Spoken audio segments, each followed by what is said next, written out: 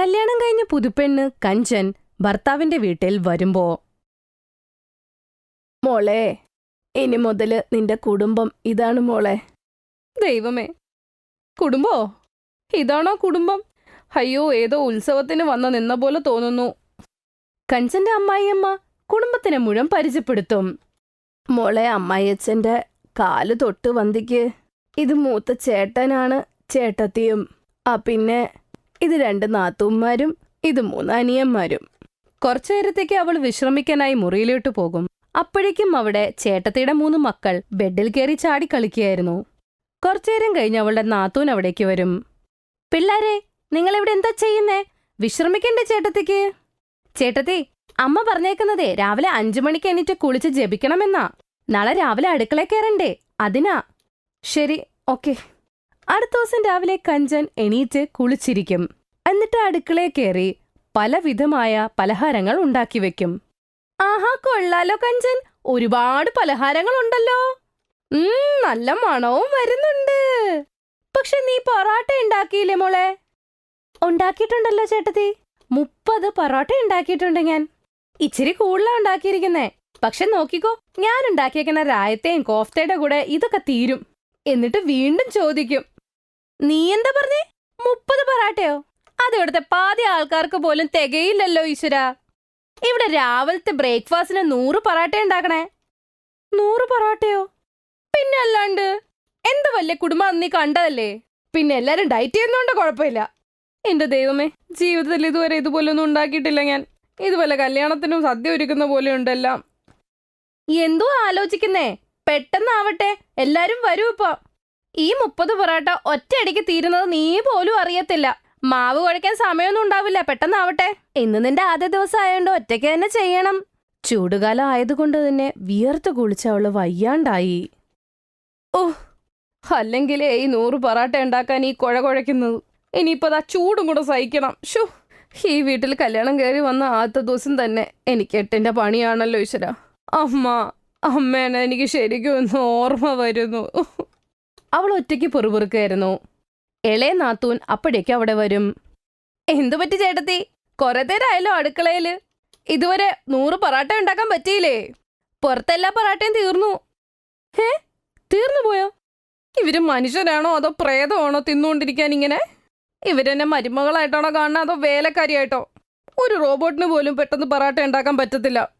എന്റെ ഈശ്വര, ഇതെവിടെ ഞാൻ കുടുങ്ങിയത്? അങ്ങനെ 3 മണിക്കൂറായിട്ട് അവൾ അടുക്കളയിൽ തന്നെ കുടുങ്ങിക്കിടന്നു.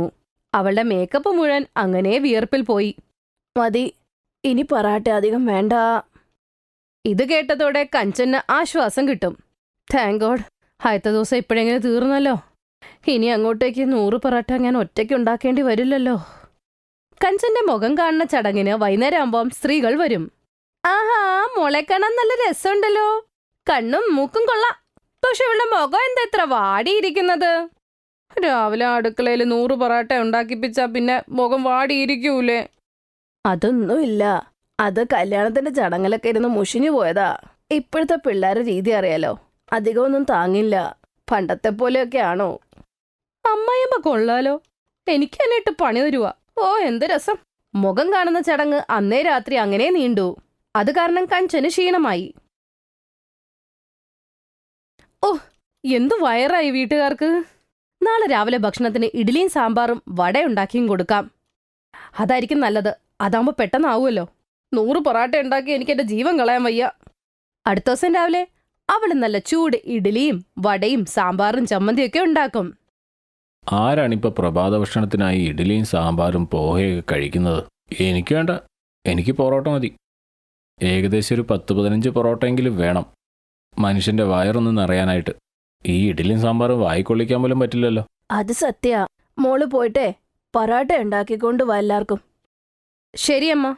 ദേഷ്യത്തോടെ കഞ്ചൻ അടുക്കളയിലോട്ട് പോവും. എന്ത് സന്തോഷത്തോടെ ഞാൻ ഇത്ര ആഹാരമൊക്കെ ഉണ്ടാക്കിയത്. ഒന്നും വേണ്ട ഇവർക്ക്. എപ്പോഴും പൊറോട്ട മതിയെങ്കിൽ അതങ്ങ് പറഞ്ഞാൽ പോരായിരുന്നോ? ഈ ചൂടുകാലത്ത് ഈ അടുക്കളയിൽ വെന്തുരുകുണ്ടായിരുന്നു. കഞ്ചൻ പെട്ടെന്ന് തന്നെ ഗോതമ്പുമാവെടുത്ത് കുഴയ്ക്കാൻ തുടങ്ങും. എന്നിട്ട് കുറച്ച് കഴിഞ്ഞ് 100 പൊറാട്ട ഉണ്ടാക്കിയിട്ട് എല്ലാവർക്കും വിളമ്പി കൊടുക്കും. പക്ഷെ ഇത് കാരണം അവൾക്ക് ക്ഷീണമാകും. അവളുടെ ശരീരവും അത് താങ്ങുന്നില്ല. അങ്ങനെ രാത്രി സമയമായി. കഞ്ചൻ എല്ലാവർക്കും വേണ്ടി ചോറും ദാലും ഉണ്ടാക്കി വെക്കും. അല്ല, ഇതെന്താണ് മോളെ? നീ വെറും പരിപ്പ് കറിയേ ഉണ്ടാക്കിയുള്ളോ? ഇതിന്റെ കൂടെ കുറച്ച് പൊറോട്ട കൂടി ഉണ്ടായിക്കൂടായിരുന്നോ? ഇത്രയും വലിയ കുടുംബത്തിനെ കഴിക്കാനായി പരിപ്പ് കറിയൊക്കെ എന്താവാനാ? എന്റെ കൃഷ്ണ, വീണ്ടും പൊറോട്ട. അതെ മോളെ, ഇവിടെ എല്ലാവർക്കും പൊറോട്ട തന്നെയാ ഇഷ്ടം. എല്ലാവർക്കും പൊറോട്ടയ്ക്കകത്ത് വിഷം നിറച്ച് കൊല്ലാനാ എനിക്ക് തോന്നുന്നത്. കഞ്ചൻ വീണ്ടും അടുക്കളയിൽ പോയിട്ട് എല്ലാവർക്കും വേണ്ടി പൊറോട്ട ഉണ്ടാക്കാൻ തുടങ്ങും. അങ്ങനെ 2 ദിവസം പോകും.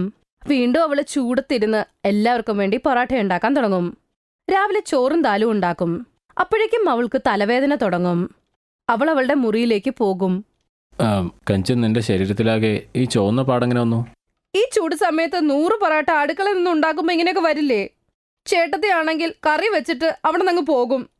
അടുക്കളയിലിരുന്ന് ഇത്രയും പേർക്ക് 100 പൊറോട്ട എങ്ങനെയാ ഉണ്ടാക്കുന്നത്? എന്റെ അമ്മ ശരിയാ പറഞ്ഞത്. ആ സമയത്ത് എന്നോട് പറഞ്ഞ പൊറോട്ട ഉണ്ടാക്കാൻ പഠിക്കാൻ ആ സ്പീഡെങ്കിലും കിട്ടിപ്പോയനെ. നിങ്ങൾക്കറിയോ, 2 മണിക്കൂർ നിന്നിട്ടാണ് 100 പൊറോട്ട എങ്ങനെ ഉണ്ടാക്കുന്നത് ഇവിടെ. ശരി ശരി, നീ ദേഷ്യപ്പെടണ്ട, നീ സമാധാനപ്പെട്. അങ്ങനെ ദിവസങ്ങൾ നീണ്ടുപോയി.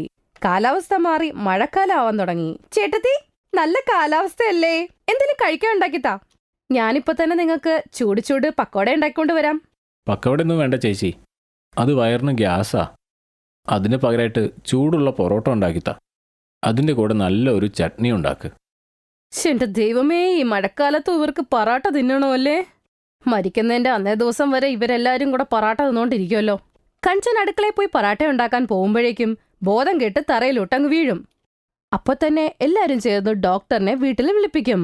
നോക്കൂ, ചൂടിലുള്ള തുടർച്ചയായ ജോലി കാരണം ഇവരുടെ ശരീരത്തിലെ ജലാംശമൊക്കെ വറ്റിയിരിക്കുകയാണ്. എന്നാൽ ഇനി മുതൽ ശ്രദ്ധിക്കണം, ഇവരെ ചൂടിൽ അടുക്കളയിലേക്ക് പോകാൻ അനുവദിക്കരുത്. പിന്നെ നിങ്ങളെല്ലാം ടെസ്റ്റ് ചെയ്ത് റിപ്പോർട്ടും പരിശോധിച്ചു. നിങ്ങൾക്കെല്ലാവർക്കും ഫാറ്റി ലിവറുണ്ട്. അതുകൊണ്ട് നിങ്ങൾ എത്രമാത്രം പൊറോട്ട കഴിക്കാതിരിക്കുന്നോ അത്രയും നല്ലത്. അല്ലെങ്കിൽ കുട്ടികളടക്കം എല്ലാവരെയും ആശുപത്രിയിൽ അഡ്മിറ്റ് ചെയ്യേണ്ടി വരും. ഡോക്ടർ പറഞ്ഞത് കേട്ട് എല്ലാവരും ചെയ്ത തെറ്റ് അവർക്ക് മനസ്സിലാകും. അതുകൊണ്ട് അവർ ലിമിറ്റ് വിട്ട് കഴിക്കാറില്ല. പൊറാട്ട കഴിക്കുന്നതാണേലും കുറച്ചു അവര്. അതുകൊണ്ട് തന്നെ കഞ്ചന് ഭർത്താവിന്റെ വീട്ടിൽ ഒരു പ്രോബ്ലവും ഇല്ല. രാവിലെ 6 മണിയായപ്പോഴേക്കും നീതു തന്റെ ഭർത്താവിനെ ഉണർത്താൻ ശ്രമിക്കുന്നു. എന്താ പറ്റിയത്? സൺഡേ ആണ്, ഇന്നെങ്കിലും കുറച്ച് ഉറങ്ങാൻ വിട്. ഒന്ന് എണീക്കൂ. ഇപ്പോൾ വീട്ടിലുള്ളവരെല്ലാം ഉറങ്ങുകയാണ്. അവർ എഴുന്നേൽക്കുന്നതിന് മുമ്പ് തന്നെ നമുക്ക് കാര്യം സാധിക്കാം. എന്ത് ചെയ്യാൻ? നിനക്ക് എന്തെങ്കിലും ചെയ്യണമെങ്കിൽ ഒറ്റയ്ക്ക് ചെയ്തോ. എന്നെ ഇപ്പോൾ ഉറങ്ങാൻ അനുവദിക്ക്. എന്തിനാണ് ടൈം വേസ്റ്റ് ചെയ്യുന്നത്? അല്ലെങ്കിൽ ദിവസം മുഴുവൻ ലൈൻ നിൽക്കേണ്ടി വരും. എന്താ നിർബന്ധമാണോ? എനിക്കൊന്നും വരുന്നില്ല. പിന്നെ പോയിട്ട് എന്ത് ചെയ്യും? നീ ഇവിടെ നിന്നൊന്ന് പോക്. എന്നെ ഉറങ്ങാൻ വിട്. ഓ, ഇപ്പോൾ ഇയാളെ ചുറ്റി നിന്നാൽ ഞാൻ വയറും പിടിച്ചിരിക്കേണ്ടി വരും. ഇതിനുശേഷം നീതു വയറും പിടിച്ച് വേഗം തന്നെ തന്റെ മുറിയിൽ നിന്നും ഓടി ബാത്റൂമിലേക്ക് നടന്നു. അവിടെ ചെന്നപ്പോൾ കണ്ടത് അവരുടെ 2 ഏട്ടത്തിമാരും പിന്നെ ചെറിയ അനിയന്റെ ഭാര്യയും മുമ്പേ തന്നെ ബാത്റൂമിന്റെ മുൻപിൽ നിൽക്കുന്നതാണ്. അരെ യാർ, ലേറ്റായി. ഇനിയും നേരത്തെ എഴുന്നേൽക്കണമെന്ന് തോന്നുന്നു. നീതുവിനെ നോക്കി അവളുടെ അനിയന്റെ ഭാര്യ പറയുന്നു, വരൂ ദീദി, വേഗം വരൂ, ലൈനിൽ നിൽക്കൂ. നിങ്ങളെല്ലാവരും പുറത്താണ്. അപ്പൊ ടോയ്ലറ്റിൽ ആരാണുള്ളത്? വേറെ ആരായിരിക്കും? മമ്മീജി അല്ലാതെ. നിധി ശക്തിയായി വാതിലിൽ മുട്ടിയിട്ട് പറയുന്നു, ഓ മമ്മീജി, താങ്കൾ ഉറങ്ങിപ്പോയോ? വേഗം പുറത്തേക്ക് വരൂ, ഇവിടെ ലൈൻ ആയിട്ടുണ്ട്. നിധി ഇത് പറഞ്ഞപ്പോഴേക്കും ഷീല ടോയ്ലറ്റിൽ നിന്ന് പുറത്തേക്ക് വരുന്നു. അപ്പോൾ തന്നെ ഇടയിലുള്ള മരുമകൾ നീതു വയറും പിടിച്ച് പുറകിൽ നിന്ന് ഓടി ലൈൻ വെട്ടിച്ച് ടോയ്ലറ്റിൽ പ്രവേശിക്കുന്നു. എന്നിട്ട് പെട്ടെന്ന് വാതിലടയ്ക്കുന്നു. ഇതെല്ലാം കണ്ട് ബാക്കിയുള്ളവർ പരിഭ്രാന്തരാകുന്നു. അപ്പോൾ ഏറ്റവും മുതിർന്ന മരുമകൾ രാഖി ശക്തിയായി വാതിലിൽ മുട്ടിയിട്ട് പറയുന്നു, ഓ നീതു, വേഗം പുറത്തു വന്നു. ഇപ്പോൾ എന്റെ നമ്പറായിരുന്നു. പിന്നെ നീ എവിടെന്നാ ഇടയിൽ വന്നത്? വാ, പുറത്തു വാ. ഓ, എന്തിനാണ് വാതിലിൽ അടിക്കുന്നത്? എന്താ ഇത് പൊട്ടിച്ചാലേ സമാധാനമാവുള്ളൂ? പിന്നെ ഇപ്പോൾ അവൾ അകത്ത് പോയിരിക്കുകയാണ്. പിന്നെ വയറ്റിലുള്ള അഴുക്ക് കളഞ്ഞാലേ പുറത്തു വരികയുള്ളൂ. ഞാൻ അകത്തുള്ളപ്പോഴും നിങ്ങളിൽ ആരോ വാതിലിൽ അടിക്കുന്നുണ്ടായിരുന്നു. നിങ്ങൾക്കറിയില്ലേ, നമ്മൾക്ക് എല്ലാവർക്കും കഫിന്റെ ബുദ്ധിമുട്ടുണ്ടെന്ന്. അങ്ങനെ താങ്കൾക്ക് കഫിന്റെ ബുദ്ധിമുട്ടാണെങ്കിൽ രാവിലെ വേഗം എഴുന്നേറ്റ് ഫ്രഷ് ആയിക്കൂടെ? താങ്കളുടെ കഫ് കൊണ്ട് നമ്മുടെ വയറ്റിൽ ഗുളുഗുളു ഉണ്ടാകാൻ തുടങ്ങി. ഇപ്പോൾ ഇത് പറ, എത്ര നാൾ നമ്മൾ ഈ ടോയ്ലറ്റിൽ തന്നെ ഇങ്ങനെ പോകേണ്ടി വരും? ആയുസുള്ളിടത്തോളം പോകേണ്ടതായി വരും. എന്നുവച്ചാൽ നന്ദി പറയൂ, നിങ്ങൾക്ക് ഒരു ടോയ്ലറ്റ് എങ്കിലും കിട്ടിയതിന്. നമ്മൾ നമ്മുടെ ഗ്രാമത്തിൽ പുറത്തായിരുന്നു ടോയ്ലറ്റിൽ പോയിരുന്നത്. പിന്നെ പുറത്തു പോകുന്നതിലും ഒരു ആനന്ദമുണ്ട്. ഇത്രയും പറഞ്ഞ് ഷീല മിണ്ടാതെയിരിക്കുന്നു. പക്ഷെ മമ്മീജി, താങ്കൾക്ക് ഒരുപാട് മരുമക്കളുണ്ട്. താങ്കൾക്ക് 2 ടോയ്ലറ്റ് ഉണ്ടാക്കിക്കൂടായിരുന്നു? വന്നിരിക്കുന്നു 2 ടോയ്ലറ്റുകാരി. ഈ വീട് നിന്റെ അച്ഛന്റെ ഹോട്ടലല്ല, നിനക്ക് 2 ടോയ്ലറ്റ് കിട്ടാൻ. മമ്മീജി, ഇവിടുത്തെ ലൈൻ കണ്ടാൽ ഇത് ഒരാളുടെ വീട്ടിലെ ടോയ്ലറ്റ് അല്ല, മറിച്ച് ഇതൊരു ഹാളിലെ പൊതു ശൗചാലയമാണെന്ന് തോന്നും. ഭാഗ്യം കൊണ്ട് കഴുകാൻ നമുക്ക് ബക്കറ്റും കപ്പും കൊണ്ടുവരേണ്ടതായി വരുന്നില്ല. നിധി സംസാരിച്ചുകൊണ്ടിരിക്കുമ്പോൾ അവിടെ നിൽക്കുകയായിരുന്ന രാഖി ശക്തിയായി ദുർഗന്ധമുള്ള ഗ്യാസ് വിടുന്നു. അതിന്റെ ദുർഗന്ധം കൊണ്ട് അവിടെ നിൽക്കുകയായിരുന്ന എല്ലാവരും മൂക്കുപൊത്തുന്നു. എന്നിട്ട് ഷീല പറയുന്നു, "ഓ എന്റെ ദൈവമേ, അറിയില്ല ഇവൾ രാത്രിയിൽ എന്താണ് കഴിച്ചതെന്ന്. ഇത്രയും മോശമായ ദുർഗന്ധം വിടാൻ. ഒരു വീട്ടിൽ 4 മരുമക്കൾക്കും കൂടി ഒരു ടോയ്ലറ്റാണുള്ളതെങ്കിൽ ഇതെല്ലാം സഹിക്കേണ്ടതായി വരും." പിന്നെ രാഖി രണ്ടാമതും വാതിലിൽ അടിച്ചുകൊണ്ട് പറയുന്നു, "എന്റെ അമ്മേ, വേഗം പുറത്തു വരൂ, എല്ലാം സഹിക്കാവുന്നതിലും അപ്പുറമായി." ഇത് പറഞ്ഞ് രാഖി വീണ്ടും വാതിലിൽ അടിക്കുന്നു. ഷീല ചേച്ചിയുടെ ജോയിന്റ് ഫാമിലി ആയിരുന്നു. അതിൽ അവരുടെ 4 മരുമക്കളും 4 ആൺമക്കളും ഉണ്ടായിരുന്നു. പിന്നെ അവർക്കെല്ലാം കൂടി വെറും ഒരു ടോയ്ലറ്റ് മാത്രമേ ഉള്ളൂ. വീട്ടുകാരെല്ലാം ഒരു ടോയ്ലറ്റാണ് ഉപയോഗിച്ചിരുന്നത്. പറയാനാണെങ്കിൽ അവരുടെ വീട്ടിൽ 2 ടോയ്ലറ്റ് ഉണ്ട്. പക്ഷെ രണ്ടാമത്തെ ടോയ്ലറ്റിന്റെ സീറ്റ് പൊട്ടിപ്പോയിരുന്നു. ആ ടോയ്ലറ്റ് ആരും ഉപയോഗിച്ചിരുന്നില്ല. പാവം മരുമക്കൾക്ക് അവരുടെ ഊഴം വരാനായി കാത്തിരിക്കേണ്ടത് ഒരു ശീലമായി മാറി. പിന്നെ കഷ്ടകാലത്തിന് ഏതെങ്കിലും അതിഥി വീട്ടിൽ വന്നാൽ പിന്നെ എല്ലാം കുഴപ്പത്തിലാകും.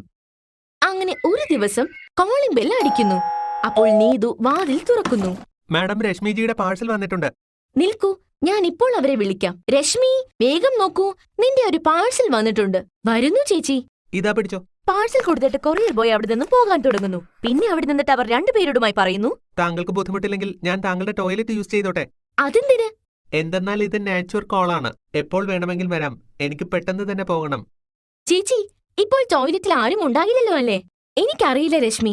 ഇയാൾക്ക് നല്ലവണ്ണം ഉണ്ടെങ്കിൽ പിന്നെ എന്ത് ചെയ്യും? ഇയാളെ കൂട്ടിക്കൊണ്ടു പോകൂ.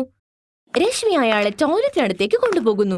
പിന്നെ കൊറിയർ ബോയ് വാതിൽ തുറക്കാൻ ശ്രമിച്ചപ്പോൾ അത് അകത്തുനിന്ന് പൂട്ടിയിരിക്കുന്നു. അപ്പോൾ അകത്തുനിന്നും ശബ്ദം വരുന്നു. ഇപ്പോൾ ആരാണിത്? ഒന്നുമില്ലെങ്കിൽ ഇവിടെയെങ്കിലും സമാധാനത്തോടെ ഇരിക്കാൻ വിടൂ. രാവിലെയോ പോകാൻ വിടില്ല, പകലും ശല്യപ്പെടുത്തുന്നു.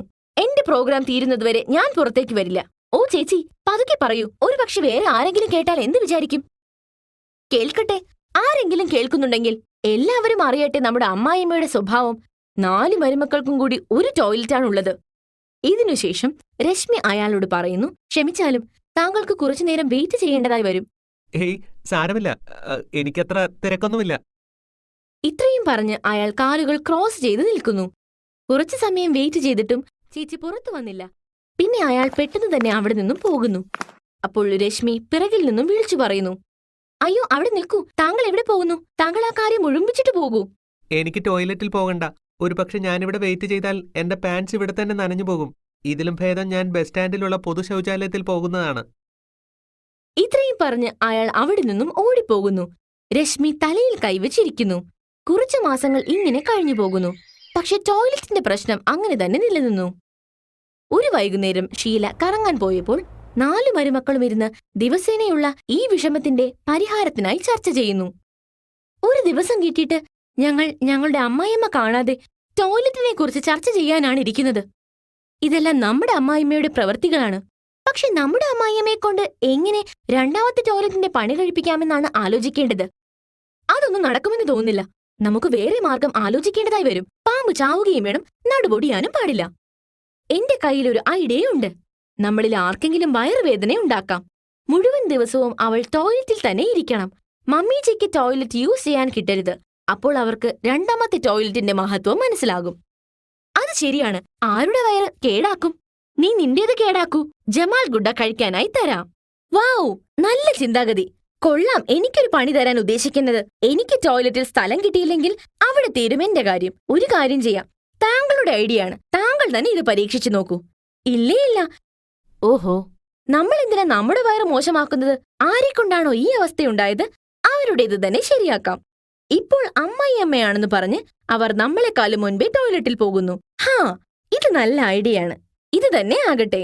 ആ വൈകുന്നേരം അവരുടെ പ്ലാൻ അനുസരിച്ച് അവർ 4 പേരും തങ്ങളുടെ അമ്മായിയമ്മയുടെ ഭക്ഷണത്തിൽ ജമാൽ ഗുഡ കലർത്തുന്നു. കുറച്ചു സമയത്തിനു ശേഷം ഷീലയുടെ വയറ്റിൽ പ്രശ്നങ്ങൾ തുടങ്ങുന്നു. പിന്നെ അവർ ഓടിക്കൊണ്ട് ടോയ്ലറ്റിലേക്ക് പോകുന്നു. പക്ഷെ അപ്പോൾ രശ്മി വേഗം ടോയ്ലറ്റിൽ കടന്ന് വാതിൽ അകത്തു നിന്നും പൂട്ടുന്നു. ഷീല വാതിലിൽ തട്ടിക്കൊണ്ട് ഉച്ചത്തിൽ പറയുന്നു, ഓ എവിടെ പോകുന്നു? നിനക്ക് രാവിലെ മുതൽ സമയം കിട്ടിയില്ലേ? ഞാൻ വരുമ്പോൾ പോകാൻ. വേഗം വാതിൽ തുറക്കങ്ങോട്ട്. കുറച്ചു സമയത്തിനു ശേഷം രശ്മി പുറത്തേക്ക് വരുന്നു. അപ്പോൾ ഷീല പെട്ടെന്ന് അകത്തുപോയി ഫ്രഷ് ആകുന്നു. പിന്നെ വിയർപ്പ് തുടച്ചുകൊണ്ട് പുറത്തേക്ക് വരുന്നു. അവർ അവരുടെ മുറിയിലേക്ക് പോകാനൊരുങ്ങുമ്പോൾ അവരുടെ വയറ്റിൽ പിന്നെയും വേദനയുണ്ടാകുന്നു. പിന്നെയും അവർ തിരിച്ച് ടോയ്ലറ്റിലേക്ക് പോകുന്നു. പക്ഷെ അപ്പോൾ നിധി ടോയ്ലറ്റിൽ വരുന്നു. ഷീല അവളോട് പറയുന്നു, എവിടെ പോകുന്നു? എനിക്ക് നല്ലതുപോലെ വയറുവേദനിക്കുന്നുണ്ട്. ഞാൻ പോയാ മതി. ഇനിയും താമസിക്കാൻ പറ്റില്ല.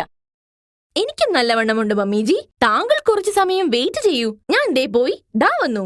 ഇത്രയും പറഞ്ഞ് അവർ ടോയ്ലറ്റിലേക്ക് പോകുന്നു. ഓ, വേഗം പുറത്തു വാ. എന്റെ അമ്മോ, വേഗം വാ.